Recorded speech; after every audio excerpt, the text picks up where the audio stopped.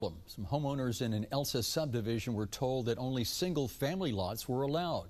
Well, now apartments are being built across the street. Channel 5's Angela Vargas took those concerns to Hidalgo County's planning department. Angela? Hidalgo County does have some subdivision rules that developers have to comply with. That can cause some confusion if there are no building codes outside of city limits.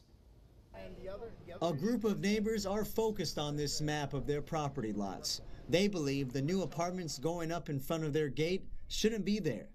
We found this map that states in this area that it should be only one single family dwelling per lot.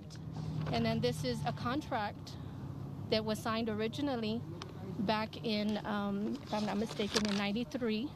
Back in 93 it was signed, and all the restrictions are here saying that it should only be a single detached family dwelling, not to exceed 2 stories. Our restrictions don't apply to them, but they apply to us. I don't find that fair. I don't see how that can happen. Javier Caranco has lived in this subdivision for 25 years. He's concerned what might happen after the apartments are finished. This is going to be a nuisance for us because we don't know who's going to come in those apartments. We looked through their documents and saw the same restrictions they saw. We found the same map on the Hidalgo County Property Records website. We also found out Gilbert Espino owns the property. We spoke with him over the phone. These apartments are going to be upscale, brick apartments. One of the, perks that, that the neighborhood is going to have, it's going to be LED lighting, all around, 24-hour surveillance cameras. Espino says he put in a lot of work turning this property into apartments. Getting the permits done, from the fire marshals to the health department to the drainage district, it just wasn't, a simple, I want to build apartments and go. It was a step-by-step that, that we had to do because, at first, it's a residential, you got to turn it into a commercial. So. We went to the Hidalgo County Planning Office to find out what's involved in changing a residential plot into a commercial one. Director T.J. Arredondo also spoke with us over the phone. All the lots, like I said, that come out have that note.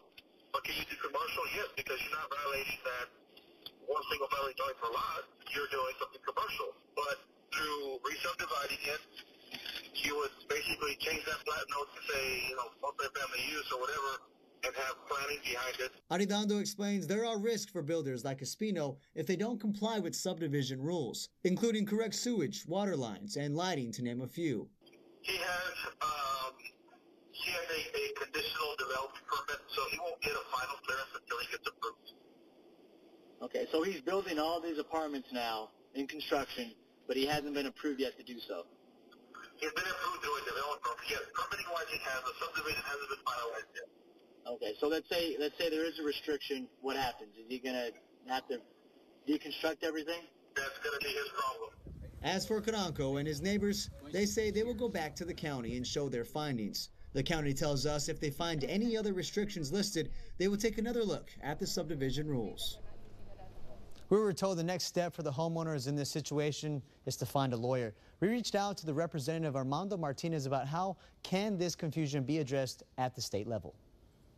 We could always work on crafting some sort of legislation to address that, to make sure there's a lot more clarity and it's not as vague that is causing the confusion for not only the constituency, but maybe any type of developer that is out there. Representative Martinez explains having no building codes in the county is always a topic of discussion. He hopes to address it again in the next legislative session. In the Channel 5 News studio, Angela Vargas, Channel 5 News at 6.